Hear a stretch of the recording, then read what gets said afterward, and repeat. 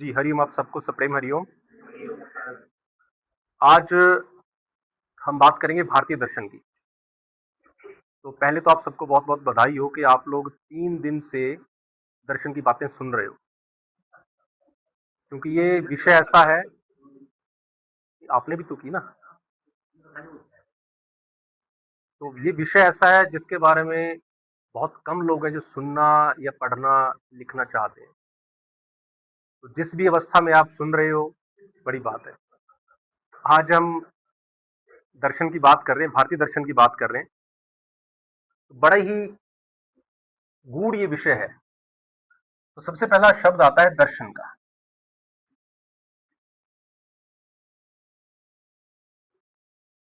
तो दर्शन बना है दृश्य धातु से, संस्कृत की दृश्य धातु से, जिसका मतलब होता है देखना। अब देखना कई तरीके से होता है। एक तो देखना जो मैं आपको देख रहा हूँ और उसका अनुमान लगा रहा हूँ, और एक देखना होता है, कहते हैं कि मन की आंखों से, या उसको बोलते हैं ज्ञान की आंखों से। एक शब्द सुना होगा आपने, ज्ञान चक्षु, कि मेरे ज्ञान चक्षु खुल गए। जब हम चीजों को अपने ज्ञान से देखना या समझना शुरू करते हैं, उसमें इस टर्म का यूज किया जाता है। अब जैसे जैसे हमारा विकास हुआ, हम इंसान आगे बढ़े, तो हमने चीज़ों को जो ना समझना शुरू किया। पहले हमें क्या चीज़ की ज़रूरत होती थी? रोटी मिल जाए, फिर पहनने को कपड़ा मिल जाए, रहने को घर मिल जाए, यही हमारी संतुष्टि थी। बट जब हम थोड़ा बहुत मेटाफिजिकल वर्ल्ड के अंदर घुसे, तो लोगों ने समझना शुरू किया कि भाई क्या है, हम कौन है, सृष्टि क्या है, ये ब्रह्मांड कैसे, तारे कैसे चमक रहे हैं, ये पृथ्वी गोल है, चपटी है, क्या हो क्या रहा है सब कुछ। जीव हैं इतने सारे, मर रहे हैं, जी रहे हैं, जन्म के बाद क्या, मृत्यु के बाद क्या, क्या हो क्या रहा है। तो इसमें जो लोग आए जिन्होंने इसके बारे में चिंतन करना शुरू किया, तो वो ज्ञान में गहरे उतरते गए, और जैसे जैसे ज्ञान में गहरे उतरते गए, तो दर्शन का निर्माण हुआ, दर्शन विकसित हुआ। और जैसे ही कल एक गुरु जी ने एक बात बताई महाराज जी की, कि ज्ञान में हम जैसे जैसे उतरते हैं गहरे, हम चीजों को समझना शुरू करते हैं, तो महाराज जी का कहना है कि हम मौन हो जाते हैं, कि हमारे पास शब्द नहीं बचते, हम क्या बोलें, क्योंकि ज्ञान इतनी गहरी चीजें हैं। अब दर्शन जो है, इसको इंग्लिश में ना एक टर्म है, उसको बोलते हैं फिलॉसफी।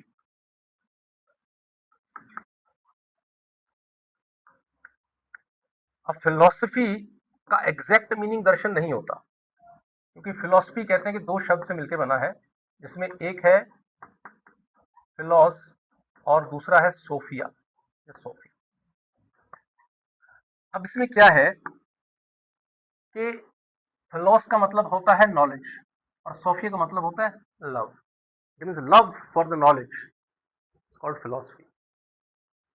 अब दर्शन जो है ना, दर्शन एक भारतीय शब्द है, और इसका वेटेज बहुत अधिक है फिलॉसफी से। क्योंकि यहाँ पे अगर मैं दर्शन की बात करता हूँ, तो दर्शन पूरे, क्योंकि सिर्फ भारत में तो नहीं हुआ, और भी तो वर्ल्ड था बहुत, और भी तो लोग थे, वहां भी दर्शन हुआ होगा। तो यहाँ पे दर्शन हम दो बात करेंगे। एक तो हमारा है भारतीय दर्शन,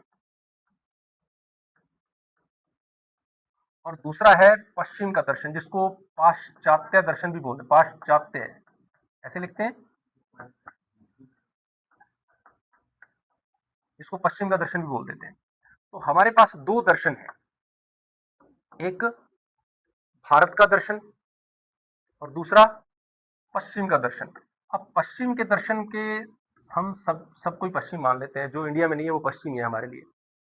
बट पश्चिम के दर्शन की अगर बात करते हैं, तो मेन था यूनान का दर्शन, जहां सबसे पहले सभ्यता विकसित हुई, ग्रीक, जिसमें सबसे बड़ा नाम आप सुनते हो सुकरात का, है ना। लगभग ये, अगर मैं अराउंड बात करूं, तो मैं यहाँ से आपको जो एरा था, जो कालखंड था, उसमें जरूर लेके चलूंगा, ताकि आपको चीजों को थोड़ा ध्यान रहे कि कौन चीज कब हुई और कैसे हुई और क्यों हुई, उसका कारण क्या था।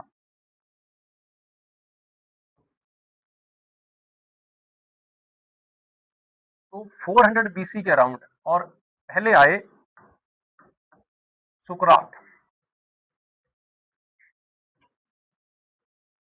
और इन्हीं के एक शिष्य थे जिनको आप नाम जानते होंगे प्लेटो के नाम से। फिर और भी बहुत आगे बढ़े, अरस्तु आए।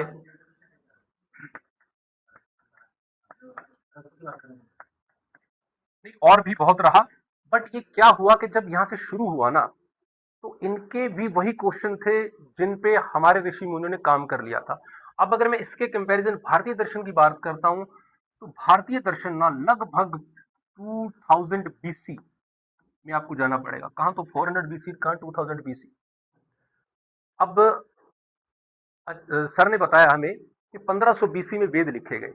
वेद लिखे नहीं गए, वेद का संकलन किया गया। बट संकलन तो उन चीजों का होता है जो पहले एग्जिस्ट करती हैं। इसका मतलब वेद जो की जो एग्जिस्टेंस थी वो तो उससे पहले थी। अब जैसे गुरु ग्रंथ साहिब है, गुरु ग्रंथ साहिब में जो चीजें लिखी गई, जिनको कंपाइल किया गया, वो लगभग 17वीं शताब्दी में किया गया, शायद 17वीं या 18वीं में शायद मेन जो निकल के आया।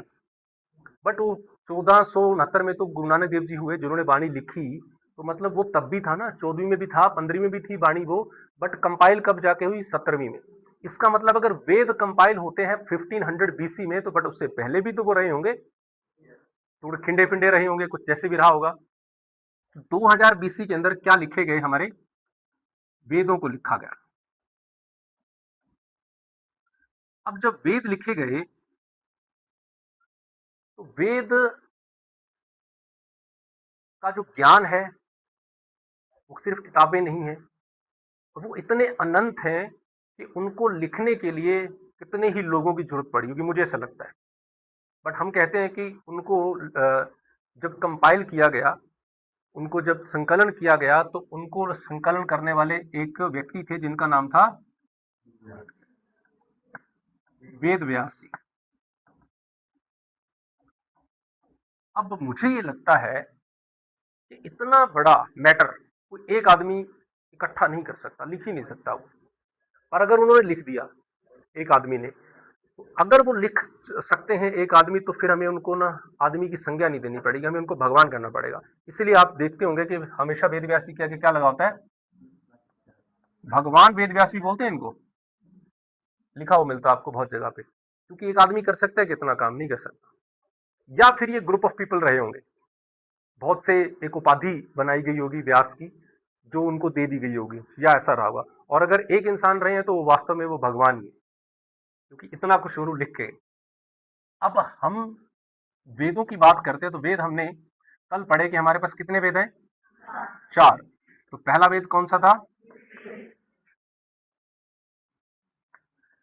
ऋग्वेद। दूसरा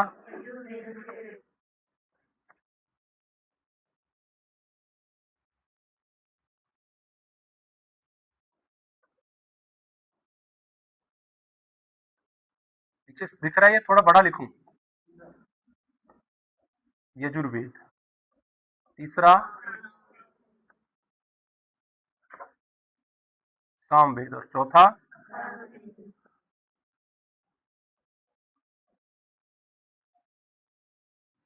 चार वेद लिखे गए, और चारों वेदों को किन्होंने लिखा? भगवान वेद व्यासी ने।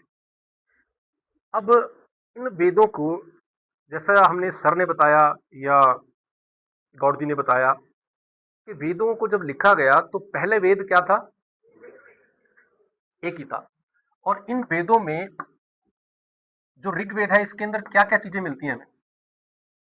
हमें कुछ मंत्र मिलते हैं, कुछ स्तुतियां मिलती हैं, और बहुत कुछ जो जीवन से जुड़ा हुआ कुछ ज्ञान है ना, उसकी बातें मिलती हैं। किसमें?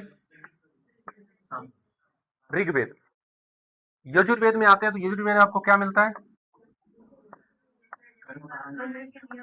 कर्म कांड, यज्ञ, इन चीजों के बारे में आपको ज्ञान होता है। किससे? यजुर्वेद से। अगर आप सामवेद में आते हो तो ये आपको बताता है किसकी बात? स्वर की, संगीत की, इनकी बातें बताता है। और अथर्ववेद में आते हो तो ये आपको क्या बताता है? क्या? चिकित्सा। और तंत्र मंत्र भी बोल सकते हो, और समाज में आपको रहना कैसे है, जीवन के मूल्य भी बताता है आपको ये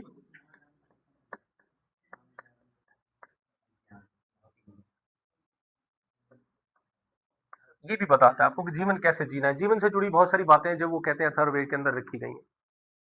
तो चारों वेदों को लिखा गया। अब मैं कंपैरिजन वापस जाता हूं उनके पास। अब जो हमारा यहाँ था, हमारा जो बेस है हमारे दर्शन का, भारतीय दर्शन का, वो कौन हो गए? वेद हो गए। यानी कि जितना भी दर्शन उसके बाद लिखा गया वो सब किसके चारों तरफ घूमता है? वेदों के चारों तरफ। और वेद जो है वो कहीं ना कहीं अध्यात्म से जुड़े हुए हैं। तो हमारा जो आधार है वो कहीं ना कहीं अध्यात्म है, हमारे दर्शन का, भारतीय दर्शन का। बट यहां शुरू में अगर बात करें, जो स्टार्टिंग में था, जो सुकरात थे, तो उन्होंने बिल्कुल इन चीजों की बात की कि मनुष्य कौन है, वो कैसे जीता है, कैसे मरता है, जो एक फंडामेंटल थॉट्स थे ना लाइफ के बारे में, वो उन्होंने बातें की। बट जैसे जैसे आगे बढ़ा पश्चिम का दर्शन, वो फिजिकल वर्ल्ड की तरफ चलते गए। उन्होंने इस चीज पे ज्यादा फोकस किया कि भाई तारे क्यों चमकते हैं, सूरज से जो light of speed of light है वो कैसी है, पृथ्वी गोल है क्या है, दिन कैसे हैं, रात कैसे हैं। तो these are the physical things. But हमारा जो अप्रोच थी वो किधर जा रही थी? मेटाफिजिकल वर्ल्ड की तरफ जा रही थी। हम वो सोच रहे थे जिसको सोचने में शायद अभी भी बहुत साल लगेंगे पश्चिम को, कि हम कौन है, हमारा अस्तित्व क्या है, आत्मा क्या है, चेतना क्या है, परमात्मा क्या है, ईश्वर क्या है, मृत्यु से पहले क्या, मृत्यु के बाद क्या। इन बातों के ऊपर चर्चा कर रहे थे कौन? भारतीय दर्शन में। अब थोड़ा आगे चलते हैं। अब जब ये चारों वेद लिखे गए तो मैं चारों वेद को हमने चार कैटेगरी में डिवाइड किया, जिसमें कल आचार्य गौर जी ने भी आप सबको बताया कि इसका जो पहला पार्ट था उसको क्या बोला गया हमने? संहिता। दूसरे पार्ट को क्या बोला गया? ब्राह्मण। और आरण्य और आरण्यक, आरण्यक या आरण्य, और उपनिषद। इन हमने पूरे वेदों को ना चार भाग में बांट दिया। और चार भाग में क्या, वेद है ही चार भागों में बंटे हुए, मतलब उन वेदों को चार सेक्शन, क्या क्या चीजें कैसे कैसे रखी हुई हैं, इस तरीके से मेरा ये मानना है। हालांकि सर से मेरी इस बात में कल डिबेट भी हुई थोड़ी सी, बट मेरा ये मानना है कि ऐसा हुआ कि संहिता के अंदर ना आपको जो मिलेगा, जितने भी टाइप के मंत्र हैं, स्तुतियां हैं या सूत्र हैं, मंत्र या स्तुति या सूत्र जो होते हैं, क्योंकि पूरे के पूरे जो वेद हैं वो सूत्र रूप में लिखे हुए हैं, है ना, फॉर्मूले दिए हुए हैं आपको एक, उसके बाद उसकी एक्सप्लेनेशन है, बहुत सारी अलग अलग विद्वान अलग अलग करते हैं। ये सब किस में आ गया? संहिता में, यानी कि उसके पहले भाग में। उसके बाद आगे बढ़े और ये आया कौन? ब्राह्मण। ब्राह्मण में हमने बात करी कि यहाँ कर्म कांड की बातें हैं, और एक चीज सर ने और जोड़ी कि यहाँ इनकी क्या है? व्याख्याएं हैं भाई इसकी। इनकी जो ऊपर मंत्र और सूत्र दिए गए ना, उनकी एक्सप्लेनेशन है, अगर आप बात करोगे तो वो यहाँ है। अब यहाँ है ये ब्राह्मण, अगर मैं उस वे से सोचूं तो ऐसे लगेगा कि ब्राह्मणों ने उसको एक्सप्लेन किया, ऐसा मतलब बनेगा, ये मतलब बनेगा ब्राह्मणों ने एक्सप्लेन किया, तो उसकी फिर ऑथेंटिकेशन क्या है? कोई नहीं है। बट अगर मैं कहूं कि ये वेद के भाग है तो फिर ये ऑथेंटिक हुए। तो इसका मतलब मैं तो ये कहूंगा कि ये ऑथेंटिक है, क्योंकि ब्राह्मण, ये शब्द वो ब्राह्मण नहीं है जो ब्राह्मण हम समझते हैं। ये कोई व्यक्ति ब्राह्मण नहीं है, ये ब्राह्मण उसका भाग है वेद का एक। जैसे संहिता भाग है वैसे ब्राह्मण भी एक भाग है, और उस भाग के अंदर कर्म कांड और उनकी व्याख्याएं लिखी हुई हैं बाय, जैसे की बुक है उस तरीके से लिखी हुई है, मुझे ऐसा लगता है। फिर अरण्यक आया, तो अरण्यक के अंदर, अरण्य का मतलब क्या होता है? जंगल। तो जंगल में जो चिंतन किया जाता है, जंगल में जाके उसके बारे में कुछ चीजें लिखी हुई हैं कि भाई आपका सन्यासी का जीवन है, आपका जंगल में जा रहे हो, आपका चिंतन कैसा होना चाहिए। कुछ लोग समाज में रहते हैं, कुछ लोग जंगल में रहते हैं, ऐसा पहले भी होता ही था, ऐसा नहीं कोई स्पेशल जंगल में जाते थे। ऋषि मुनि रहते ही जंगल में थे, वो स्पेशल घर छोड़ के तो जाते नहीं थे। तो वो उनके लिए क्या चिंतन, चिंतन जंगल में चिंतन किया जाए तो कैसा हो, तो वहां उनका आचार व्यवहार कैसा हो। फिर आता है उपनिषद, इनको बोलते हैं वेदों का अंतिम हिस्सा या अंतिम भाग। और लास्ट पे वेद को हमने लास्ट, यानी कि वेद का लास्ट जब पार्ट आ गया तो उसको क्या बोल दिया हमने? उपनिषद बोल दिया। अब ये उपनिषद क्या है? एग्जैक्टली वेद में से उठी हुई चीजें हैं। बट उसमें से हुआ क्या कि जब ऊपर वाली चीजें हैं ना, ऊपर वाली, जब मैं बात ऊपर वाली मतलब क्या, संहिता की बात करता हूं, तो संहिता में मंत्र हैं, स्तुतियां हैं और बहुत सारी देवताओं की स्तुतियां भी हैं, इंद्र भगवान की भी है, वायु देवता की भी है, तो वहाँ एक अलग चीजें चल रही हैं। थोड़ा सा और आगे बढ़ते हैं, तो जैसे जैसे ये बढ़ते हैं ना, यहाँ तक जब तक आप पहुंचते हो तो आपको चीज समझ में आती है कि आप देवता से उठ जाते हो, आप कर्मकांड से उठ जाते हो, आप आचार विहार क्या इन सब चीजों से उठ के आते हो, और आपको समझ में आती है कि आत्मा नाम की कोई चीज है, कोई चेतना नाम की चीज है, कोई ब्रह्म है, कोई ईश्वर है। इस बातों के ऊपर जब विचार हुए तो क्या है, उपनिषद। वेद ही कर रहे हैं वो बातें, बट वेद के अंतिम हिस्से तक आते आते ये चीजें क्लियर हो जाती हैं कि हमें किसका चिंतन करना है। ठीक है, ऊपर सब कुछ है उसके अंदर, वेदों के अंदर सब चीजें हैं बाकी की। अब आगे चलते हैं। अब वेद मैंने आपको बताया कि लगभग कब इनका संकलन हुआ, मैंने 2000 बीसी में तो आपको बताया कि 2000 बीसी में तो कहीं ना कहीं ये थे, बट इनका संकलन की अगर बात करें तो कब हुआ, से 1000 बीसी के बीच में इनका संकलन किन्होंने किया था,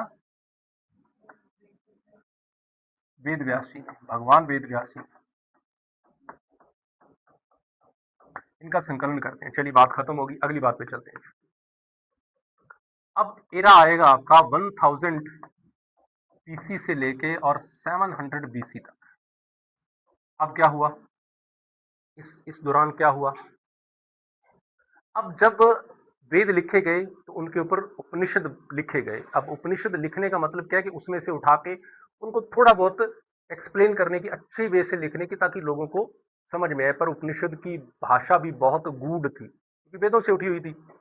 अब हुआ क्या कि इस टाइम में ना कुछ और ऋषि आए, उन ऋषियों ने भी वेदों के ऊपर बातचीत करना शुरू करी, वेदों को पढ़ना शुरू किया, पढ़ना शुरू किया तो उसको इंटरप्रेट किया, उसको समझना शुरू किया, उसको लोगों को बताना भी शुरू किया। तो यहाँ पे ना कुछ दर्शन विकसित हो गए, यानी कि ऋषियों द्वारा। ऋषियों ने जब इनका अध्ययन किया वेदों का, तो इस काल में क्या हुआ कि एक दर्शन आया जिसको बोलते हैं हम क्या, सांख्य दर्शन। ये सब इस काल की बातें हैं, 1000 बीसी से लेके। अब सांख्य दर्शन को लिखने वाले एक ऋषि थे, उनका क्या नाम था, महर्षि कपिल जी। तो महर्षि कपिल आए और उन्होंने क्या लिख डाला, सांख्य दर्शन लिख डाला।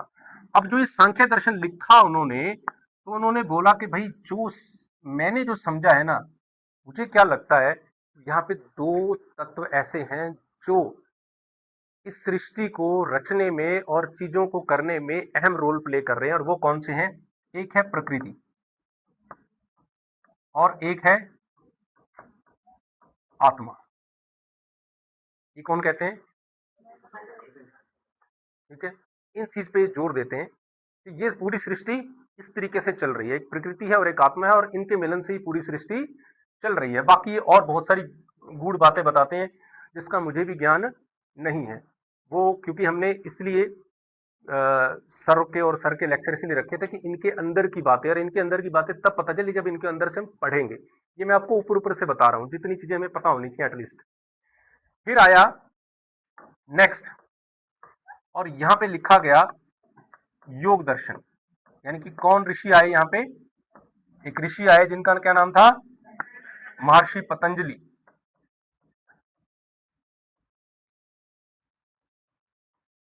अब महर्षि पतंजलि ने लिख डाला कौन सा, योग दर्शन। उन्होंने कहा कि मैंने वेदों को पढ़ के मुझे एक चीज समझ में आई है कि जो पूरा आपका जीवन है ना, वो योग साधना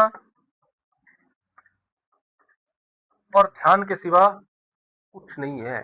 जो कुछ है वो योग साधना और ध्यान ही है। आप इनका एक टाइप से इन्होंने अपनी वेदों से ही पढ़ा, इन्होंने वेदों का आधार मानते हैं सभी ऋषि। तो उन्होंने बोला कि योग साधना और ध्यान ही अहम बातें हैं, बाकी सब चीजों पे इतनी जरूरी नहीं है, ये चीजें जरूरी हैं। तो उन्होंने अपना दर्शन लिख डाला और उसको हम बोलते हैं योग दर्शन। फिर एक ऋषि और आते हैं और वो लिख डालते हैं कौन सा, न्याय दर्शन। और उनका क्या नाम था, महर्षि गौतम। इनको गौतम मुनि भी बोल देते हैं। सॉरी ये थोड़ा दिक्कत है इसमें स्क्रीन में।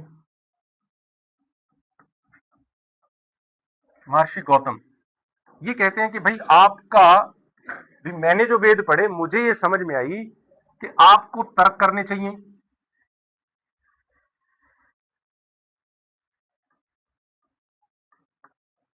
और तर्क और सिद्धांत से ही आपको वेद समझ में आएंगे, आपका जीवन समझ में आएगा, जब तक आप क्वेश्चन नहीं करोगे। और सर ने सांख्य दर्शन के ऊपर, सॉरी, न्याय दर्शन के ऊपर बहुत अच्छी अच्छी बातें आपको बताई थी। किसी को कोई एक बात याद है? कोई एक बात बताना चाहे न्याय दर्शन के बारे में जो सर ने बताई थी? प्रमाण, एक शब्द आया था प्रमाण, जिस पे बड़ा जोर दिया इन्होंने, महर्षि गौतम जी ने। तो ये तर्क और सिद्धांत की बात करते हैं। उसके बाद आते हैं वैशेषिक दर्शन। वैशेषिक दर्शन। अब वैशेषिक दर्शन को लिखने वाले जो ऋषि हैं वो कौन है? ऋषि, वो है महर्षि कणाद जी। ये थोड़ा अलग ही उस पे चले जाते हैं। ये कहते हैं कि ठीक है, आप मेटाफिजिकल चीजों को छोड़ो, आप पहले चीज पे ध्यान दो कि एक पदार्थ है सब चीजें। ठीक है, आत्मा चेतना की तो बाद में बात करेंगे, पहले आप सब क्या हो? एक पदार्थ हो। तो पदार्थ हो तो कोई ना कोई परमाणु की बात करी, यानी कि कहीं ना कहीं एटम भी होंगे, न्यूट्रॉन्स भी होंगे, इलेक्ट्रॉन्स भी होंगे, तो ये कहीं ना कहीं फिजिक्स की तरफ चले गए।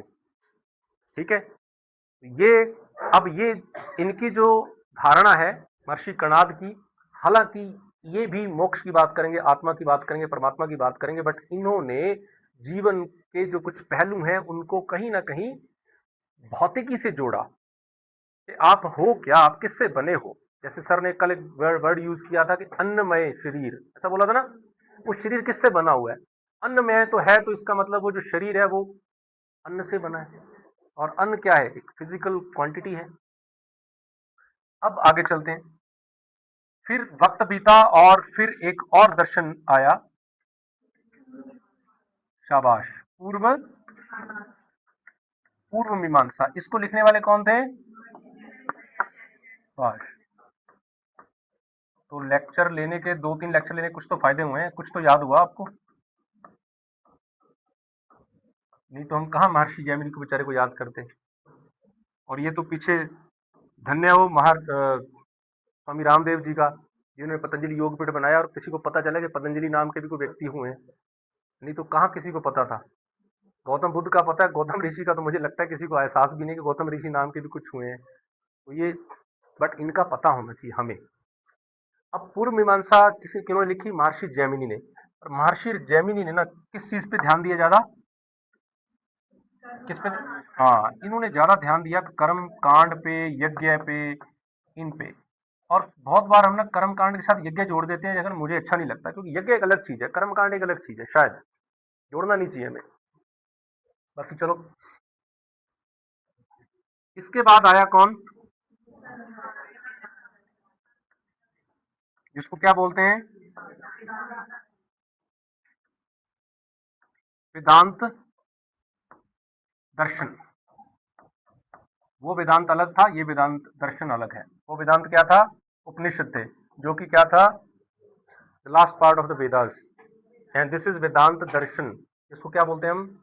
उत्तर मीमांसा भी बोलते हैं। इसको लिखने वाले कौन थे? नहीं, यहां मैं थोड़ा ठीक करूंगा आपको, बादरायण थे ये। क्योंकि ये दोनों में, कल सर ने बादरायण बोला था, सर ने जैमिनी बोला था, तो मुझे भी लगता है कि बादरायण होंगे। ठीक है, अब बादरायण के बारे में ना एक प्रॉब्लम है कि उन्हीं, वो कहा जाता है कि वही वेद व्यास थे, वही बादरायण है। तो इसलिए ये थोड़ी कंफ्यूजन है, इसलिए इनको लिखा भी जाता, नहीं भी लिखा जाता। क्योंकि अगर वेद व्यास हुए वो वाले, तो वो हुए, उन्होंने कब लिखा? 1500 बीसी में। ये कब की बात कर रहा हूं मैं? 1000 to 700 बीसी में, यानी कि लगभग 500-700 साल बाद। अब 500 साल एक आदमी कैसे जिया होगा? कैसे जिया होगा? 500 साल बाद वो वेदांत दर्शन लिख रहे हैं, तो अभी और भी जिएंगे ये। तो ये भी एक बड़ी विचित्र बात है, तो इसीलिए इनको भगवान कहना ही ठीक रहेगा। इन्होंने किस पे ध्यान दिया? हाँ, इन्होंने एक तो आत्मज्ञान की बात करी, और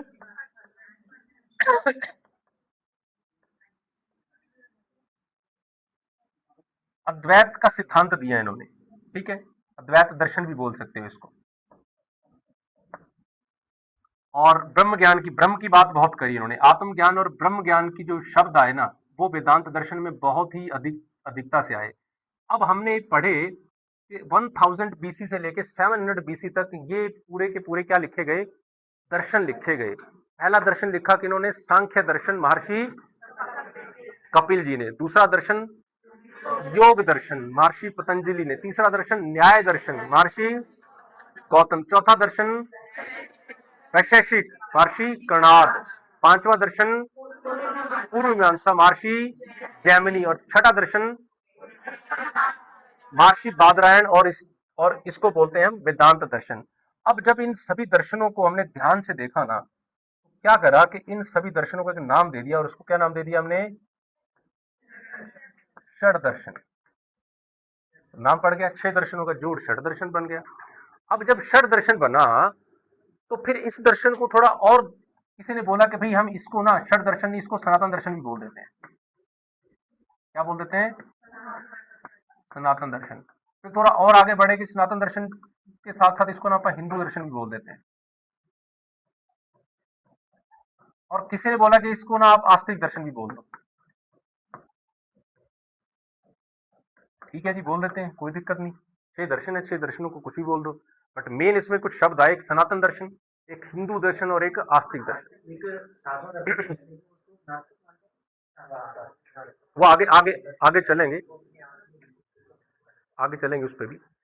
अब इन 6 दर्शनों को हमने क्या बोला, सनातन दर्शन, हिंदू दर्शन, यानी कि जो हम हिंदू हैं, जो हम सनातनी हैं, हम इन 6 दर्शनों को फॉलो करते हैं। हमें पता हो या ना पता हो, हमें इन ऋषियों के नाम पता हो या ना पता हो, बट हम इन 6 के 6 दर्शनों को फॉलो करते हैं। और नहीं करते तो हम हिंदू नहीं है, बात खत्म। तो हम हिंदू हैं, इसका मतलब ये 6 दर्शन हमारे यहाँ हैं। अब ये कैसे हैं, ये 6 के 6 दर्शन ना कुछ बड़ी गूढ़ बातें कहते हैं। ये 6 के 6 दर्शन कहते हैं कि भाई ऐसा है, एक तो आपकी आत्मा है, आप शरीर नहीं है, आप क्या है, आत्मा है। एक बात ये कहते हैं कि भाई आपका ना, किसकी बात करते हैं, मृत्यु के बाद क्या होगा इसकी बात करते हैं ये सभी। और फिर ये बात करते हैं कि पुनर्जन्म नाम की भी कुछ चीज है। फिर ये कहते हैं कि एक ईश्वर नाम की भी कुछ चीज है। फिर ये कहते हैं कि ईश्वर नाम की चीज है, ठीक है, तो कोई ब्रह्म नाम की भी चीज है। और कोई और चीज मैं मिस कर रहा हूं, मोक्ष नाम की कोई चीज है जो सर्वोच्च हमारा लक्ष्य है। कोई चीज छोड़ रहा हूं मैं, आपको लगता हो कुछ चीजें और आनी चाहिए। मतलब ये वो चीजें हैं जो ये सभी 6 के 6 दर्शन मानते हैं, जिनमें वो बिलीव करते हैं। अभी आगे चलते हैं। अब क्या हुआ कि जब ये एक शब्द आया यहाँ पे, आस्तिक दर्शन, कौन सा शब्द है, आस्तिक दर्शन। अब आस्तिक दर्शन शब्द आया तो फिर लोगों के दिमाग में आया कि भाई आस्तिक दर्शन है तो कोई ना कोई नास्तिक दर्शन भी होगा। तो ठीक है, अभी आस्तिक है तो नास्तिक होना चाहिए। तो फिर यहाँ पे ना 2 दर्शनों को देखा गया, एक को कहा गया कि आस्तिक। और किसी के मन में भी कोई क्वेश्चन आए तो, क्योंकि ये ऐसा विषय है जिसके मन में हर एक हिंदू, हर सनातनी के मन में क्वेश्चन आते हैं, और उनसे क्वेश्चन पूछे भी जाते हैं। कोई और धर्म का भी क्वेश्चन आपसे ये पूछ सकता है, हमें पता ही नहीं है, हमने पढ़े नहीं है, हमें किसी ने पढ़ा ही नहीं, हमें कुछ नॉलेज नहीं है इसके बारे में। तो हम सिर्फ प्रयास कर रहे हैं कि हम चीजों को थोड़ा खोलें और समझें कि सिस्टम है क्या और क्यों है, जरूरत क्या थी। तो एक आस्तिक दर्शन की बात हो रही है और एक किसकी हो रही है, नास्तिक दर्शन की।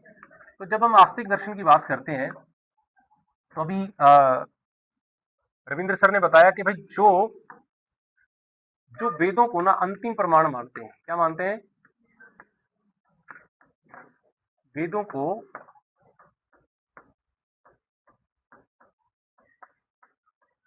अंतिम प्रमाण मानते हैं, उनको हम क्या बोल देते हैं, आस्तिक दर्शन। तो वेद लास्ट है, इसके ऊपर ज्ञान की बात कोई नहीं हो सकती, जो कुछ है वेदों के अंदर है और वो सत्य है। बट नास्तिक दर्शन कहता है कि वेदों को अंतिम प्रमाण हम तो नहीं मानते भाई, वेदों को अंतिम प्रमाण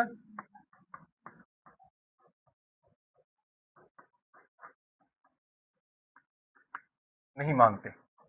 ये कहते हैं कि भैया ठीक है, आपके वेद हैं, आपको मुबारक, हम तो नहीं मानते। और हम क्यों नहीं मानते? क्योंकि हमें लगता है कि वेद कहीं ना कहीं किसी इंसान ने लिखे, वेद भगवान ने नहीं लिखे। खंडन करते हैं इन बातों का।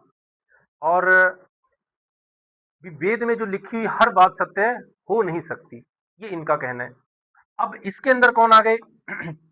अगर मैं इसकी बात करता हूं तो हमने अभी पढ़ा कि इसके अंदर जो हमारा षड दर्शन है ना,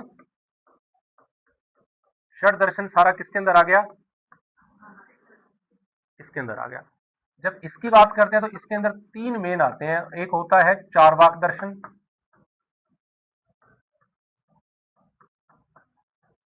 पहले नंबर पे आता है। दूसरे नंबर पे आता है जैन दर्शन, और तीसरे नंबर पे आता है बौद्ध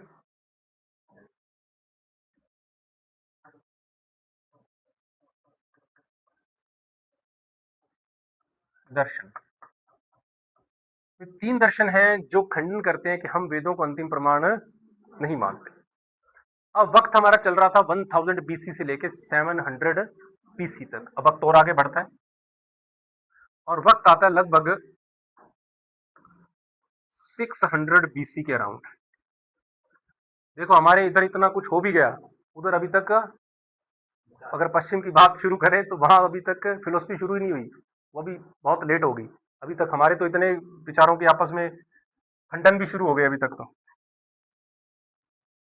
और हमारी ये सभ्यता की ये अच्छी बात भी है और बुरी बात भी है कि हम जैसे ही कोई अच्छा काम करता है उसका खंडन करने के लिए दूसरे तैयार हो जाते हैं। तो 600 बीसी के अंदर ना चारवाक जी आए। अब चारवाक क्या है? चारवाक दर्शन आया, सॉरी, चारवाक दर्शन किसने लिखा? चारवाक के रचयिता कौन थे? चारवाक दर्शन आया, कौन आए? बृहस्पति जी, महर्षि बृहस्पति बोलते हैं। महर्षि तो नहीं बोलो, इसको ऋषि बोलो, इनको थोड़ी उपाधि कम दे देते हैं। महर्षि थे। आजकल ऐसे महर्षि बहुत है सर, वही वाले थे। कहते, और एक चीज इनके बारे में, और एक चीज है कि जो मुस्लिम धर्म आया है वो इन बृहस्पति से ही आगे कहीं ना कहीं बना हुआ है, ऐसा भी कहते हैं। अब इन्होंने एक बड़ा बढ़िया सिद्धांत दिया, क्योंकि आज इनके सिद्धांत को बड़ा ही फॉलो किया जाता है। इन्होंने बोला कि जो दिखता है ना,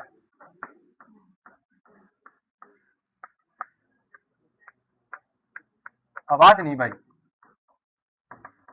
जो दिखता है वही सत्य है, बाकी कुछ नहीं है। तो उन्होंने बोला कि भाई जो आपके सामने है वही सत्य है, इसके पीछे कुछ नहीं है, इसके आगे कुछ नहीं है, मृत्यु के बाद कुछ नहीं है, जन्म से पहले कुछ नहीं है, कोई स्वर्ग नहीं है, कोई नरक नहीं है, कोई मोक्ष नहीं है, कोई ब्रह्म नाम की चीज नहीं, कोई ईश्वर नहीं, कुछ नहीं है।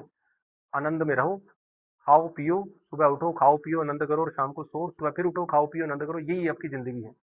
और आज सोचो कि इस बृहस्पति जी को मानने वाले कितने फॉलोअर होंगे, अनगिनत होंगे ना।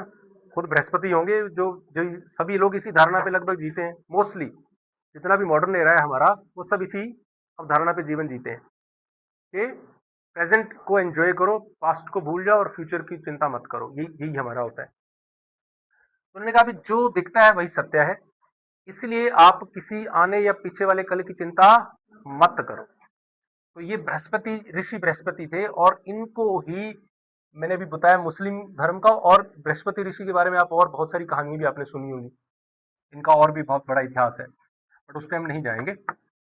फिर वक्त और बीतता है और लगभग ना 400 बीसी से लेके और 200 बीसी के बीच में पहले आते हैं कौन? जैन दर्शन।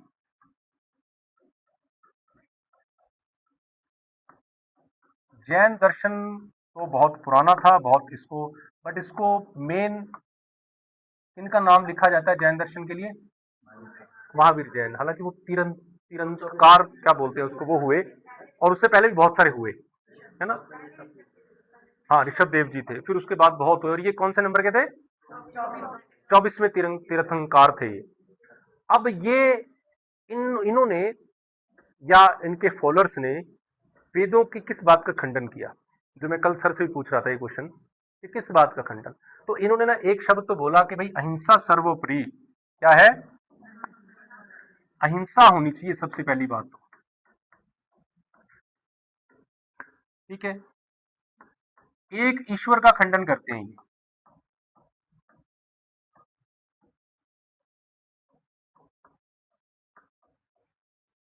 और सर किस चीज का खंडन करते हैं जैन धर्म वाले? कोई जैन धर्म को बिलोंग करते हैं क्या यहाँ? हम्म? मोक्ष की बात तो करते हैं ये भी, मोक्ष तो ये भी करते हैं। और किस बात का खंडन करते हैं?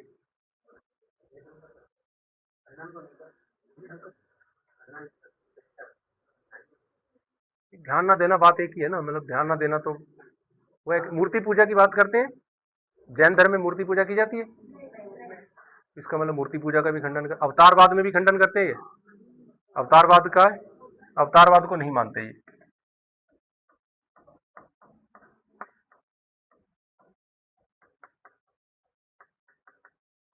फिर कुछ बातें ऐसी आती हैं और वेदों को कहते हैं कि वेद मानव निर्मित है, ये बोलते हैं भाई ये।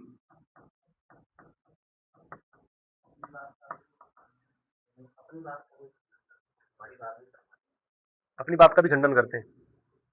तो वेद को तो अंतिम प्रमाण नहीं मानते ये। वेद को कहते हैं कि ये कोई किसी ने लिखे हैं, ब्राह्मणों ने लिखे, किसी ने लिखे, भगवान ने नहीं लिखे, तो उनको ये प्रमाण नहीं मानते। तो जैन दर्शन बन गया। मोक्ष की बात ये भी करते हैं, आत्मा की बात ये करते हैं, परमात्मा की बात ये करते हैं, चेतना की बात ये करते हैं, मृत्यु के बाद पुनर्जन्म की बात भी शायद ये करते हैं, करते हैं। तो बाकी लगभग वही चीजें, बस कुछ एक चीजों का, और अहिंसा को मेन इन्होंने। और वहां दिक्कत क्या थी कि वहां उस टाइम पे कहीं ना कहीं समाज में जो हिंसा है, जो यज्ञ को लेके लगा लो या किसी और चीजों को लगा के जो हिंसा कहीं ना कहीं हो रही थी, तो अगर वो हिंसा नहीं हो रही होती तो ये बातें ही नहीं आती। तो कहीं ना कहीं समाज में बलि की प्रथा या कुछ ऐसी चीजें तो हो रही होंगी उस टाइम पे। हालांकि वेदों में नहीं लिखा, वेदों में ये बात नहीं लिखी कि आप बलि दो, बट समाज में उसको इंटरप्रेट किया। और कभी ना कभी कि भाई मेरे घर में राजा ने बोला कि पुत्र नहीं हो रहा तो मैं यज्ञ करता हूँ। तो किसी पंडित जी आए, उन्होंने बोला कि भाई खाली यज्ञ से क्या होगा, आप एक काम करो, आप किसी की बलि दो, एक बकरे की बलि दो तो पुत्र हो जाएगा। तो मैं बोला ठीक है अभी बलि दे देते हैं, तो उन्होंने उठा के बलि दे दी। ऐसे करके बड़ी प्रथाएं चल पड़ी, कोई मंदिरों में बलि देने लग गया, कोई कहीं करने लग गया। तो समाज में ये चीजें थी, इसको हम डिनाई नहीं कर सकते।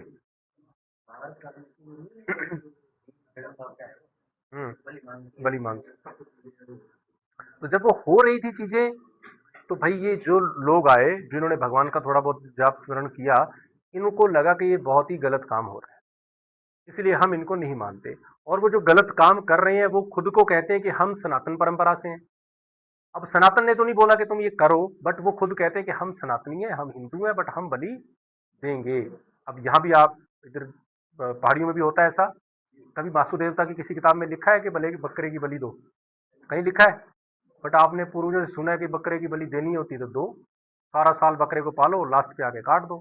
कोई महासु देवता बेचारे खुश होंगे उससे? कोई लेना देना नहीं महासु देवता को इन चीजों से बेचारे को। और वो अगर उन्होंने मरवाना ही है बकरे को, तो तुम कौन से मतलब देवी देवता हो जो तुम्हारे हाथों से बलि दिलवा दें? वो खुद पैदा कर सकते, खुद नहीं मार सकते क्या? तो खुद ही मार लेंगे या पैदा ही नहीं करेंगे। तो वो पैदा करते हैं, फिर तुम लोगों को बोलते हैं कि वाह तुम बहुत महान हो, तुम जाओ बकरे को पालो और उसको काटो, मैं बहुत खुश होऊंगा। तो क्या मतलब, सोचो तो सही, क्या कोई लॉजिक है इसके पीछे? इलॉजिकल। बट हमारे बच्चे भी सब बड़े चाव से हाथ खड़ा करते हैं, मैं खाता हूँ जी, मैं खाता हूँ, हमारे घर में बनता है जी, मैं खाता हूँ और हम काटते हैं जी। उसको इस चीज का प्राउड है, उसको इस चीज का दुख नहीं है, प्राउड है। तो ये क्यों है? क्योंकि उसने बेचारे ने अपने उससे सीखा है। और वो सीखा है, वो जब काटते हैं करते हैं तो उसमें भी प्राउड से काटते हैं कि आज हम ये करेंगे, वाह थोड़े जयकारे जुकरे लगाओ, आज हम बकरा काटेंगे, देखो बच्चों। बच्चे कहते हैं बड़ा महान काम करें दादाजी तो आज। बच्चे भी खुश हो जाते हैं देख के, तो वो जाके काट देते हैं। तो बच्चों को भी लगता है कि बहुत ये तो हिम्मत वाला काम है।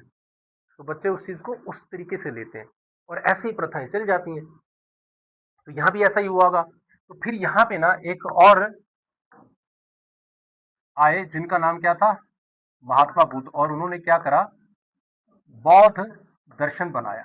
दर्शन क्या, दर्शन तो अपने आप बन जाते हैं, उन्होंने बेचारों ने तो क्या ही बनाया, उन्होंने तो अपना ध्यान भजन किया और अपनी बात रखी, तो बौद्ध दर्शन बन गया। और बौद्ध दर्शन क्या है कि ये मोक्ष की बात करते हैं, ब्रह्म की बात करते हैं, बट ये खंडन किस चीज का करते हैं? कल मैं ये सर से ये मेरा क्वेश्चन था कि बौद्ध, क्या दिक्कत है कि बौद्ध को नास्तिक दर्शन में लिया गया?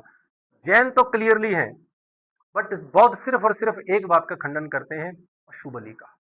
इसका, पशु बलि का। इनको लगता है कि वेदों को मानने वाले जितने भी लोग हैं ना, वो क्या करते हैं? पशु बलि देते हैं। तो हम इसका खंडन करते हैं। अब एक चीज और ये कहते हैं कि जीवन जो है ना, वो एक दुख का कारण है, कि जीवन से ही दुख है, और दुख का कारण कहते हैं कि तृष्णा है, आपकी डिजायर्स। फिर उसका अंत हो सकता है, उसको कहीं ना कहीं खत्म किया जा सकता है। और खत्म कैसे किया जा सकता है? तो ये अष्टांग मार्ग की साधना बताते हैं। अष्टांग या अष्टांग, अष्टांग ऐसे लिखते हैं ना ये, अष्टांग मार्ग की साधना। इसमें क्या होता है कि खुद को रियलाइज करना है, आपको सेल्फ रियलाइजेशन करनी है, आपको गॉड रियलाइजेशन नहीं करनी है। क्या करनी है? सेल्फ रियलाइजेशन, खुद को जानना है, खुद की आत्मा की अंदर झांकना है। तो कहते हैं कि आप गहरा उतरिए, खुद के अंदर उतरिए और खुद को जानिए, और इसी पे ये पूरी की पूरी भक्ति करते हैं। आज भी यहाँ गॉड का, ब्रह्म का कोई कंसेप्ट बौद्ध में नहीं है। उनका सुप्रीम क्या है कि खुद को जानो, मतलब सब जान लिया, सब। उनके according god realisation, self realisation is same thing.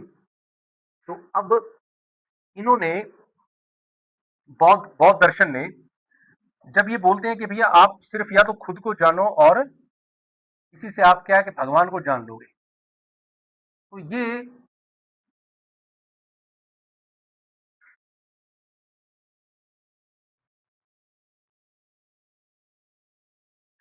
तीन दर्शन है जिनको हम क्या बोलते हैं? नास्तिक दर्शन है। और ये नास्तिक दर्शन, पहली बात, ये नास्तिक दर्शन कहाँ से आए, लिखे किसने, किस बुक के अंदर नास्तिक दर्शन लिखा गया? वो भी कहीं ना कहीं जो फिलोसफर थे, दार्शनिक थे, उनके काम है। बौद्ध ने कोई दर्शन नहीं लिखा, जैन जी ने कोई दर्शन नहीं लिखा। ये बहुत जो बाद में फिलोसफर आए, हमारे अनुयायी आए या कुछ आए, उन्होंने अपनी इंटरप्रिटेशन करी, चीजों को जोड़ दिया, और बाद में, हालांकि क्या जरूरत क्या थी? ठीक है ना, बहुत उन्होंने कुछ चीजों का खंडन किया, चुपचाप अपनी ध्यान भक्ति करी। मान लो महाराज जी हमारे, महाराज जी ने बोला कि भाई मैं निराकार और उसकी उपासना करता हूँ। उन्होंने कुछ ज्यादा मूर्ति नहीं रखी अपने पास, कुछ नहीं किया, और उन्होंने अपनी जंगल में जाके ध्यान पूजा करी। तो क्या वो, क्या उन्होंने, क्या वेदों का खंडन कर दिया गया? चुपचाप साधना करी, और उसमें प्रतिष्ठित भी रहे, अपने सनातन धर्म में भी रहे, हिंदू धर्म में भी रहे, और अपनी ध्यान भक्ति भी करी, और एटलीस्ट उन्होंने ब्रह्म ज्ञान प्राप्त किया। अब इनको उठा के एक दर्शन लिख दिया जाए कि भाई इन्होंने तो खंडन किया, इन्होंने ऐसे ऐसे किया, ये तो वहां चले गए थे, जंगल में चले गए, फलाना किया। वो कौन करने वाला हुआ? तो मेरे जैसा मूर्ख। तो हम क्या है कि हम इतने महारथी हैं कि हम अपने धर्म के खंडन खुद ही करते रहते हैं, है ना। हालांकि ये, इसमें अच्छी चीज तो है, बट इसमें से दूसरे लोग उस चीज को उठा लेते हैं कि देखो भाई तुमने, हिंदू ने हिंदू के खिलाफ बोला है, तो उनको मौका मिल जाता है इस चीज को लेके। और बाकी कोई कुरान के खिलाफ, मुझे लगता नहीं कि आज तक कोई, किसी ने कोई एक ग्रंथ, एक शब्द भी लिखा हो, बाइबल में कुछ उठा के कोई चीज एक अलग लिखी हो, नहीं। तो इसलिए कहीं ना कहीं हमारा जो धर्म है ये श्रेष्ठ इसलिए भी कि इसमें कोई भी अपनी कोई भी चीज दे सकता है, आलोचना कर सकता है, प्रशंसा कर सकता है, कैसे भी करके। अब क्या हुआ, अब आगे चलते हैं, बात यहाँ खत्म नहीं होती अभी। अब हम पहुंच गए थे कहां तक? 400 टू 200 बीसी। अब यही जो एरा था ना 400 बीसी के आसपास का, सॉरी 400 का नहीं था, अब टाइम था 200 बीसी से लेके और 200 एडी तक। यहाँ पे ना एक बहुत ही बढ़िया ग्रंथ लिखा गया, और जिनको नाम दिया गया क्या? ब्रह्म सूत्र। क्या नाम दिया गया?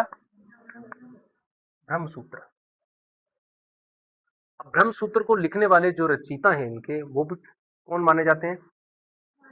महर्षि वेद व्यास। कौन माने जाते हैं? महर्षि वेद व्यास जी।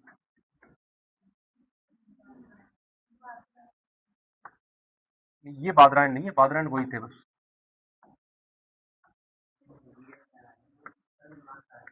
हाँ, उसी को कहते हैं कि ये तो, इसका तो एक काल ही अलग बताया जाता है। उसका तो काल अलग, उसको फिर वेदांत दर्शन क्यों बोलते हैं?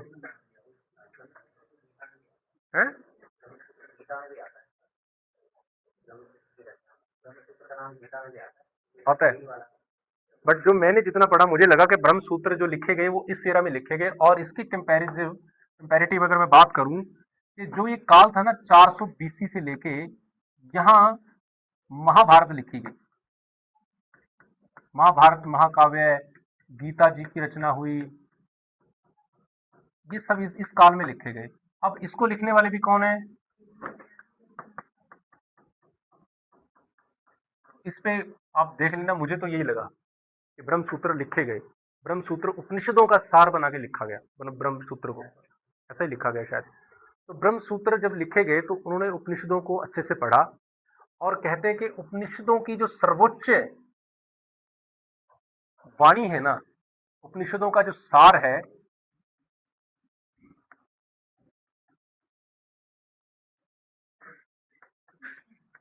वो ब्रह्म सूत्र है।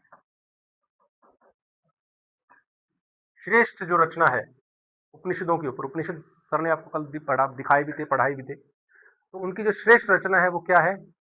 ब्रह्म सूत्र है, जो वेद व्यास जी ने लिखे। अब क्वेश्चन यहाँ पे जो मेरे माइंड में अभी भी है, जिसका भी सोल्यूशन नहीं हुआ, कि वेद व्यास जी ही क्या लिख देते हैं? वेद लिख देते हैं। वेद व्यास जी इस काल में आके महाभारत लिखते हैं, वेद व्यास जी ब्रह्म सूत्र लिखते हैं, वेद व्यास जी वहां पे वेदांत दर्शन लिखते हैं। तो ये एक वेद व्यास कैसे हो सकते हैं?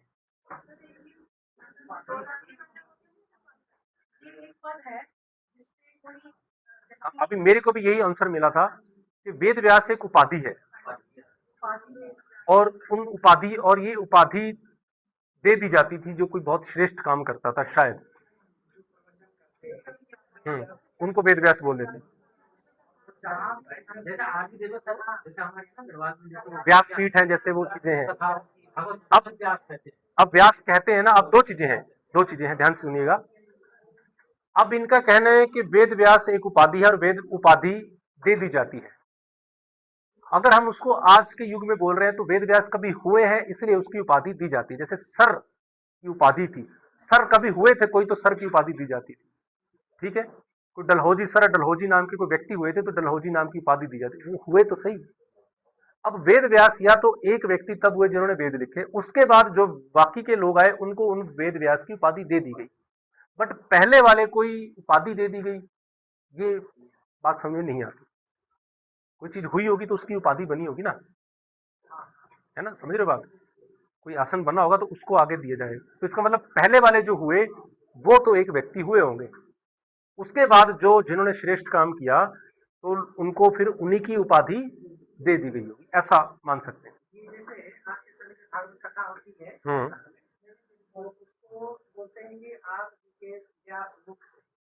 व्यास मुख से। हम्म हम्म हम्म हम्म व्यास मानते हैं। चलिए,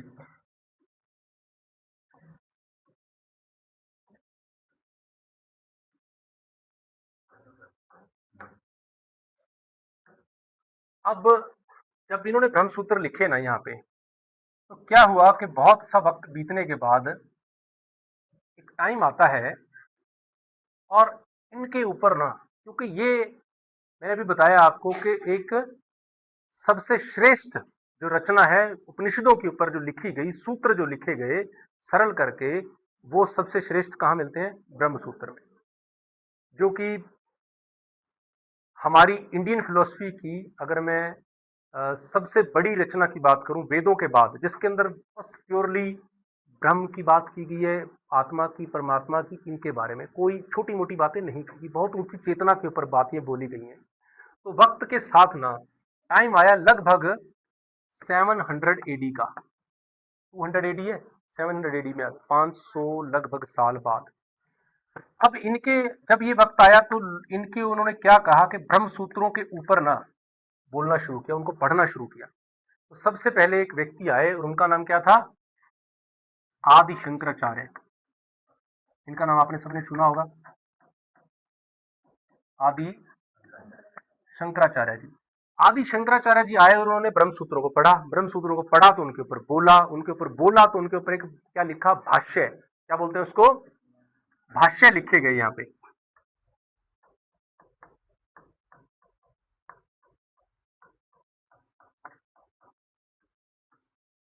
और इन्होंने जो भाष्य लिखा उनका क्या नाम है, अद्वैत वेदांत।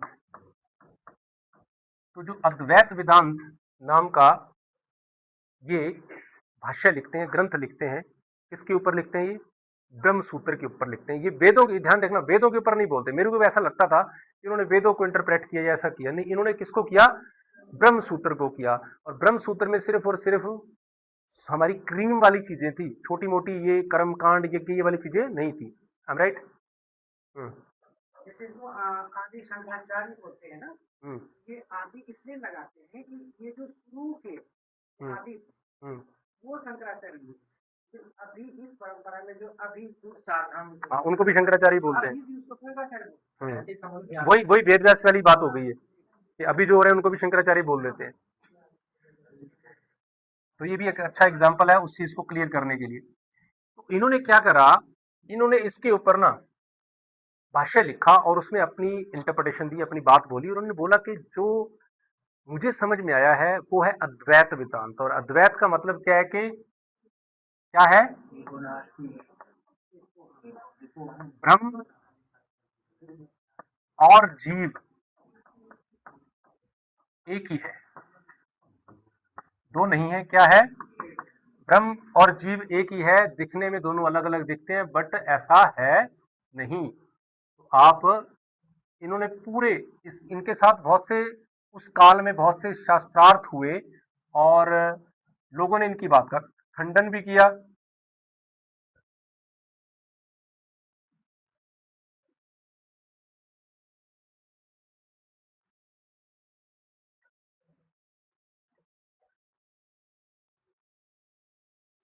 लोगों ने इनकी बात का खंडन भी किया कि भाई ये क्या बात हुई। तो इसके साथ उस टाइम पे और भी बहुत सारे लोग होते थे जिनके साथ ही शास्त्रार्थ करते थे। और इन्होंने पूरे, कहते हैं कि हमारे देश के बहुत कोने कोने में जाके इस चीज को समझाया। हालांकि 400 जो बीसी का टाइम था, 200 बीसी के अराउंड, तब कौन थे, बौद्ध दर्शन आ गया था, जैन दर्शन था। तो बहुत से लोग बौद्ध धर्म को मानने लगे थे, जैन धर्म को मानने लगे थे और सनातन की षट दर्शन की खंडन भी करने लगे थे। और कर्मकांड इतना हो गया था लोगों में, मतलब पशु बलि, ये चीजें बहुत बढ़ गई थी।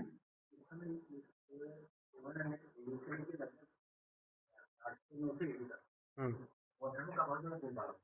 हाँ, इसीलिए फिर इन्होंने शायद ये एक बेड़ा उठाया कि मैं सनातन धर्म को दोबारा से स्थापित करूंगा। तो सनातन धर्म अगर कहीं दोबारा स्थापित हुआ है, अपने मूल्यों के साथ स्थापित हुआ है, तो वो श्रेय किनको जाता है, आदि शंकराचार्य जी को जाता है। क्योंकि अगर इनको आप निकाल दो, छोड़ दो इनको, तो उससे पहले की जितनी भी रचनाएं हैं, ना तो वो आपके समझ में आएंगी, ना आप किसी को समझा सकते हो।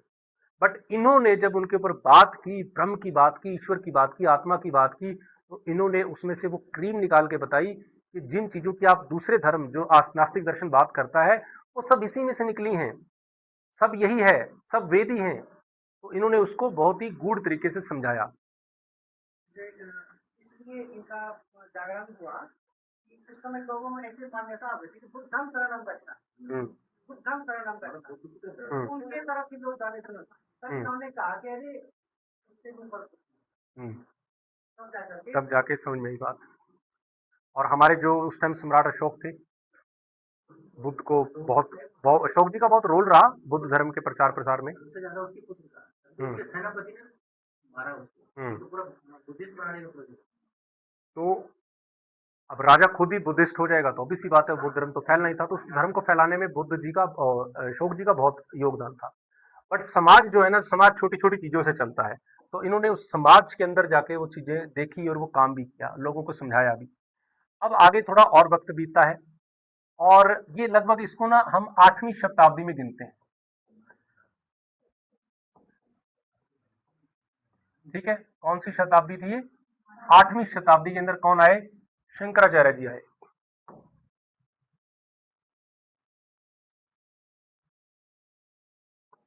चलिए, उसके बाद वक्त और बीता, और इसके बाद आते हैं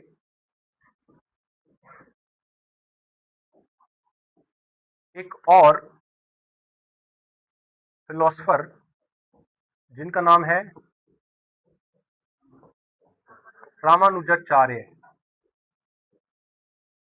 अब रामानुजाचार्य क्या करते हैं, ये आपको द्वैत, ये द्वैत वेदांत की बात करते हैं। ये कहते हैं कि भाई कोई एक ऊक नहीं है, दो है भाई। क्या है? दो है, एक नहीं है। और यानी कि ब्रह्म अलग है और जीव अलग है। तो यानी कि ये कहते हैं कि जो जीव है ना, जो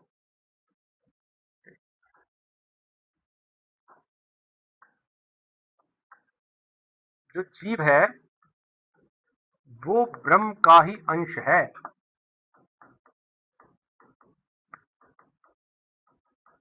ना कि एक ही है, दोनों अलग अलग हैं, उसका अंश है। दोनों अलग अलग हो गए अगर उसका अंश है तो।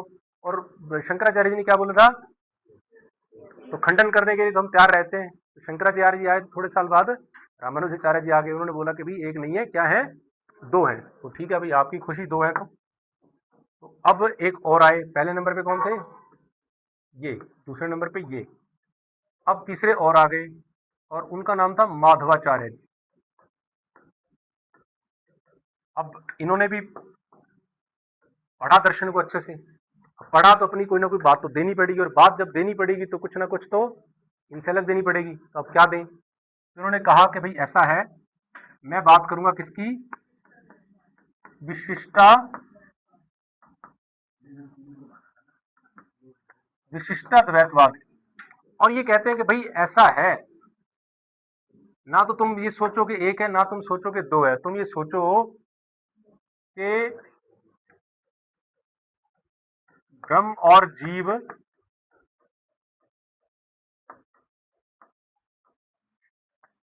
एक भी है और अलग भी है। इन्होंने मुद्दा ही खत्म कर दिया। क्या बात करोगे बताओ? इन्होंने सोचा अब नई बात तो देनी है, तो नई बात देनी तो यही देते हैं कि एक भी है और अलग भी है। चलो, तो इनके उनकी बात को भी रख लिया और उनकी बात को भी रख लिया, और अपनी बात भी कह दी कि एक भी है और अलग भी हैं। और शंकराचार्य जी ने क्या बोला था कि दोनों एक है। माधवाचार्य जी ने क्या बोला? इन्होंने बोला अलग है तो अलग, अलग देखोगे तो अलग दिखेगा, एक देखोगे तो अलग एक दिखेगा, बात एक ही है। फिर और आगे चले, और ये जो हुए ना रामानुजाचार्य, ये हुए लगभग 11वीं शताब्दी में, इसको नोट कर लेना। और ये हुए लगभग 13वीं शताब्दी के अंदर। फिर और चलते हैं आगे। फिर इनके बाद एक और आए जिनका नाम था वल्लभाचार्य जी।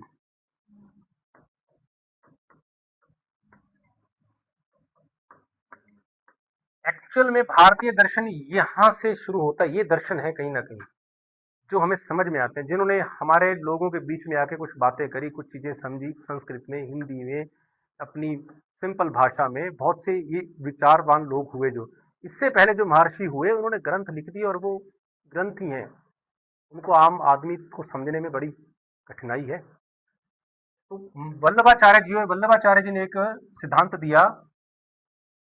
कौन सा दिया था? शुद्धाद्वैत। शुद्धाद्वैत। अब शुद्धाद्वैत में इन्होंने बोला कि भाई वो आप उस चक्कर को छोड़ो कि एक है कि दो हैं कि कितने हैं। मैं एक बात बोलता हूं कि जो भगवान कृष्ण है ना, वही ब्रह्म है। कर लो बात। उन्होंने बोला भगवान जो कृष्ण है वही क्या है? ब्रह्म है, और कोई भी नहीं है। और जीव क्या है? जीव उसका अंश है। अब बात ये वही है जो रामानुजाचार्य ने बोली है।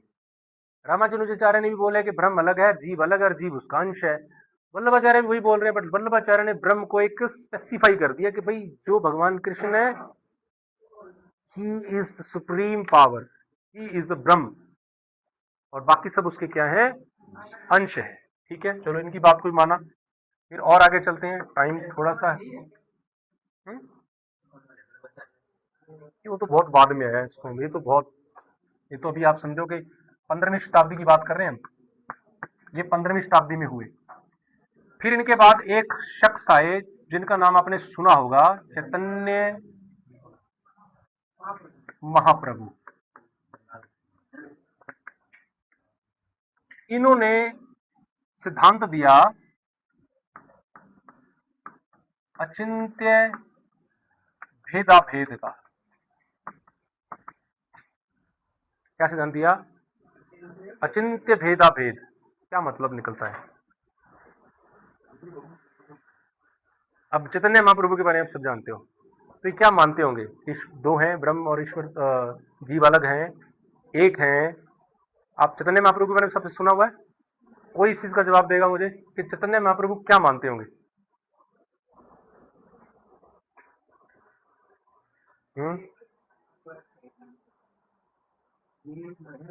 पहले द्वैत मानते हैं कि अद्वैत मानते हैं? अद्वैत मानते, लेकिन वैष्णव परंपरा को मानते हैं। ठीक है, तो ये इसमें मैं क्या लाइन लिखूं आगे, मुझे कुछ आइडिया दो आप कि ये ब्रह्म और जीव का आपस में कनेक्शन क्या लिखूं? हर चीज में अपन ये लिखा है, इसमें भी कुछ तो लिखना पड़ेगा। ये क्या मानते हैं? ये किसके उपासक थे? ये भगवान है, भगवान विष्णु के उपासक थे, भगवान कृष्ण के उपासक थे, वैष्णव तो थे। तो क्या ये लगभग वल्लभाचार्य जी और इनकी बात सेम नहीं हो जाएगी क्या?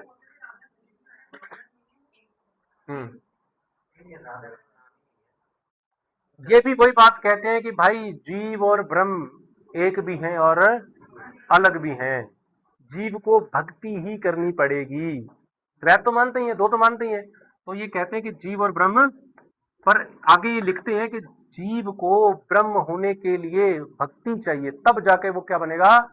ब्रह्म बनेगा। तो जीव और ब्रह्म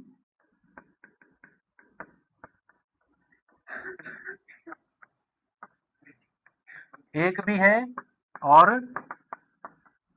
अलग भी है। और भक्ति की बात इन्होंने बोली कि भक्ति करो भैया, बातें नहीं करो, क्या करो?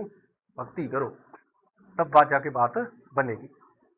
अब चैतन्य महाप्रभु लगभग हुए मेरे ख्याल में 18वीं शताब्दी में, लगभग 17वीं या 18वीं हुए मेरे ख्याल में, बहुत पुराने नहीं है ये। अब वक्त और बीतता है। अब हमने ना किन के बारे में पढ़ा? 5 सिद्धांत पढ़े हमने, जिनके बारे में आपने महाराज जी से कभी ना कभी बातें जरूर सुनी होंगी। स्क्रीन को पता नहीं क्या हो रखा आज।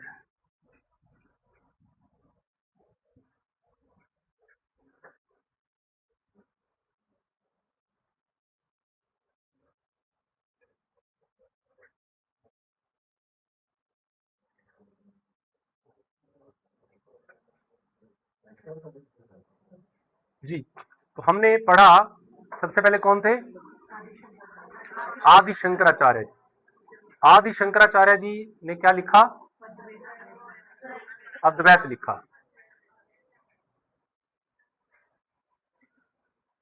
आदि शंकराचार्य ने कहा कि किसका सिद्धांत है? अद्वैतवाद को उन्होंने दिया, और उन्होंने बोला कि ब्रह्म और जीव एक ही है, अलग अलग नहीं है। और इसके लिए उन्होंने बहुत से भाष्य लिखे, एक नहीं लिखा। फिर आए कौन? 11वीं शताब्दी में है रामानुजाचार्य। रामानुजाचार्य ने बोला कि भाई क्या है? द्वैत है, दो है, ब्रह्म और जीव क्या है? अलग। फिर कौन आए? माधवाचार्य जी। माधवाचार्य जी ने बोला कि ब्रह्म और जीव एक भी हैं और अलग भी हैं, कोई तुम्हारा जिसका मन करता है वैसे मान लो। तो फिर उन्होंने कौन सी शताब्दी में आए? वो 13वीं शताब्दी में आए। फिर आई 15वीं शताब्दी में। 15वीं शताब्दी में कौन है? वल्लभाचार्य। वल्लभाचार्य जी ने बोला कि भाई ब्रह्म कौन है? कृष्ण भगवान, और जीव उसका क्या है? अंश है।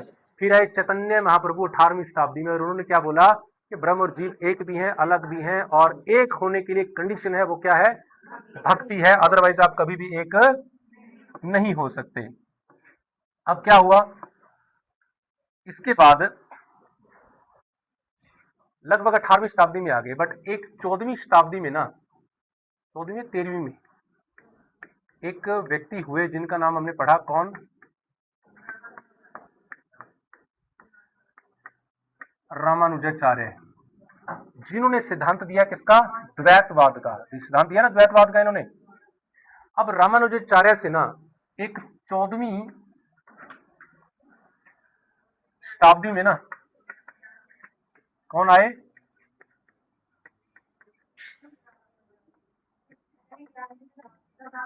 11वीं में थे क्या?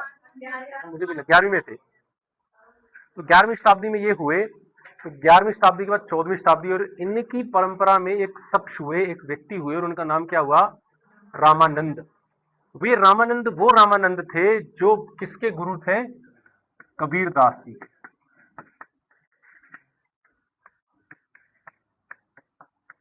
कबीरदास जी, और कबीरदास जी हुए लगभग, ये भी 14वीं शताब्दी में हुए, और इनका जन्म हुआ था मेरे ख्याल में 1440 में, पता नहीं कब हुई। और इन्हीं के पैरेलल एक तुलसीदास जी भी तो हुए,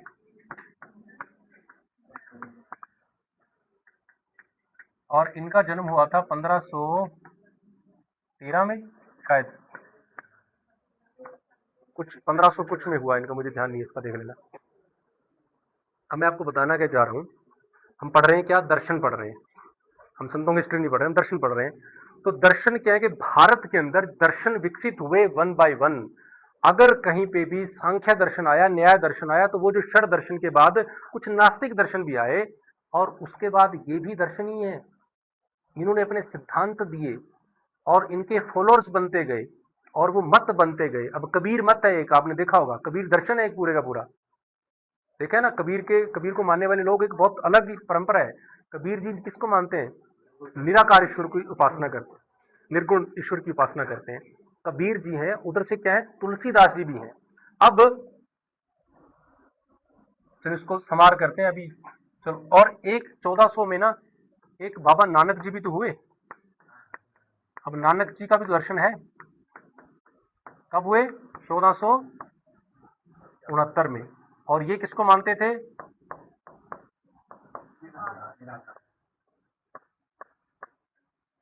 कीर्त करो, नाम जपो, वंड छपो, ये इनका मेन वो था। और एक ओंकार का इन्होंने दिया कि एक ही है, और वो क्या है? निराकार है। ठीक है। इन्होंने बहुत सी जो समाज के अंदर उस टाइम पे चीजें थी, मूर्ति पूजा, ये वो, उसका खंडन किया, और उन्होंने बोला कि भगवान, पर इन्होंने भक्ति पे जोर दिया। अब एक परंपरा का नाम लिया सर ने अभी, वैष्णव परंपरा। वैष्णव परंपरा किसको बोलते हैं? जो भगवान विष्णु को मानते हैं, यानी कि विष्णु के, भगवान के जितने भी अवतार हुए हैं ना आगे आगे, उन अवतारों के, मतलब भगवान राम को मानना, भगवान कृष्ण को मानना, इन सबको मानने वाले जो लोग हैं उनको क्या बोलते हैं? वैष्णव बोलते हैं। चैतन्य महाप्रभु वैष्णव थे? बिल्कुल थे। वल्लभाचार्य जी वैष्णव थे? बिल्कुल थे, क्योंकि वो कृष्ण को मानते थे। अब वैष्णव परंपरा कहां से शुरू हुई इसका तो कोई समझ में आता नहीं है, बट वल्लभाचार्य को कहते हैं कि वो एक ऐसी पर्सनैलिटी है जहां से वैष्णव की खुशबू लगभग फैलनी शुरू होती है, वल्लभाचार्य जी से।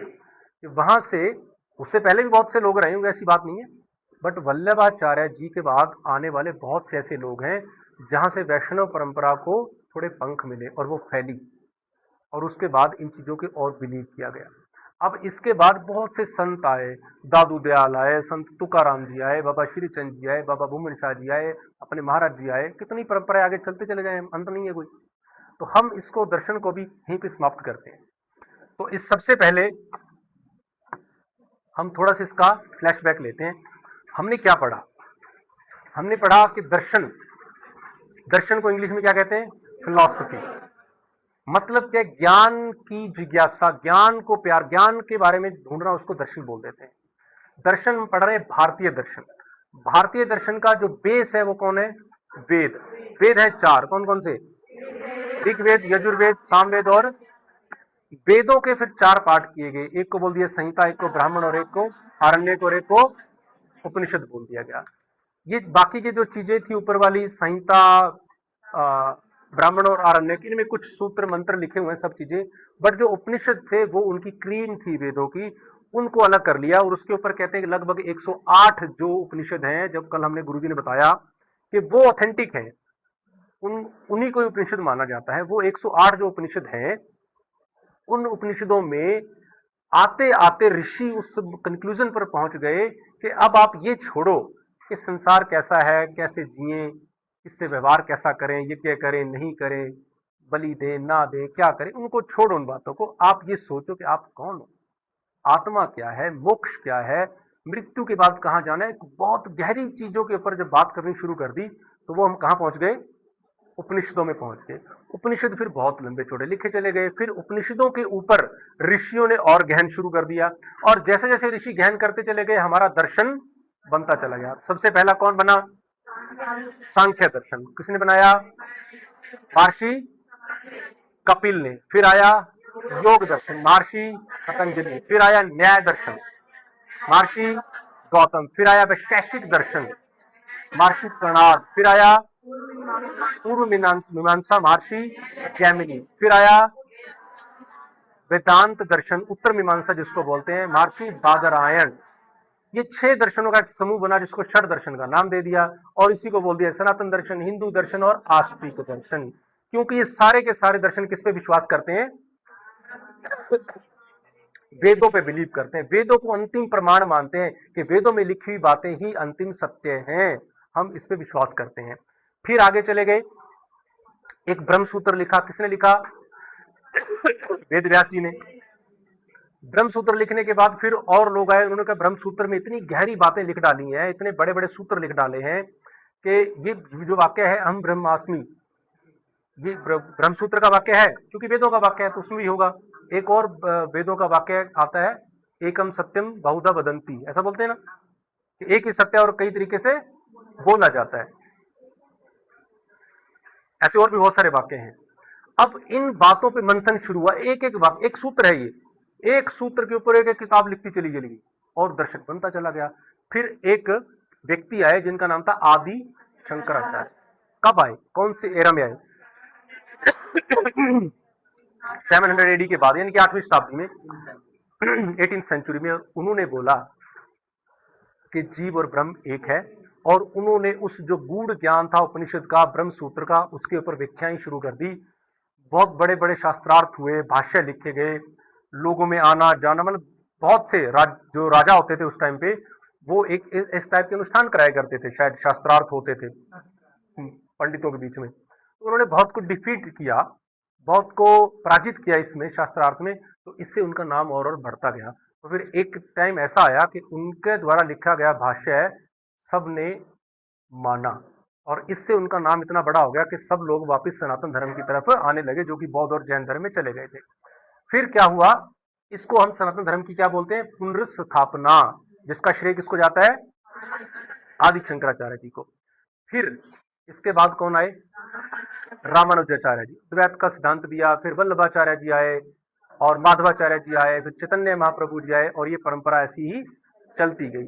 अब हमने जो इसमें चीज सीखी है कि हमें सिर्फ इतना पता हो कि हमारे जो ग्रंथ हैं वो हमें क्या सिखाते हैं, उनमें क्या अच्छी बातें हैं, क्या अच्छी बातें नहीं है। कई बार कोई भी आके आपको ये बोल देते हैं कि भाई मनुस्मृति में तो ये ऐसे गड़बड़ चीजें लिखी हुई है, ऐसा बोलते हैं ना बहुत सारे, और हमारे पास भी सब आंसर ही नहीं है क्योंकि हमने पढ़ी ही नहीं है। मुझे कोई आके कहते कि वेदों में बलि की बात लिखी हुई है, मैं क्या बोलूँ उसको, मुझे खुद ही नहीं पता, मैंने पढ़ी ही नहीं है। तो प्रॉब्लम क्या है कि हमें हमारे ऋषियों के बारे में कुछ पता ही नहीं है। तो हमने ये बेसिक जानकारी दी जो आप लोगों को दी गई कि हमें इतनी बातें बताओ ताकि कभी हम अपने बच्चों के साथ, हमारे बाहर से बहुत से गेस्ट आते हैं, अभी थोड़े दिन बाद हमारा एक सनातन धर्म के ऊपर एक सेमिनार पूज्य महाराज जी लेने वाले हैं, तो उनमें आप टीचर्स का भी रोल होगा, कुछ टीचर्स को मैं चूज करूंगा, वो लोग आएंगे उसमें, तो तब हम रहेंगे तो आपको कुछ बातें पता तो होनी चाहिए। तो मुझे लगता है कि हमने कुछ चीजें इस सेमिनार में, ये तो इतना गहरा विषय था, नींद आने वाला विषय था, कुछ लोगों को नींद आई भी होगी, तो इस पे बात की, तो ये बहुत बड़ी बात थी। तो आप लोगों ने सुना और हम लोगों ने कुछ ना कुछ अपनी विचार आपको देने की कोशिश की। तो आज इस सत्र को हम समाप्त करते हैं यहीं पे। तो सर्वप्रथम तो सप्रेम हरिओम।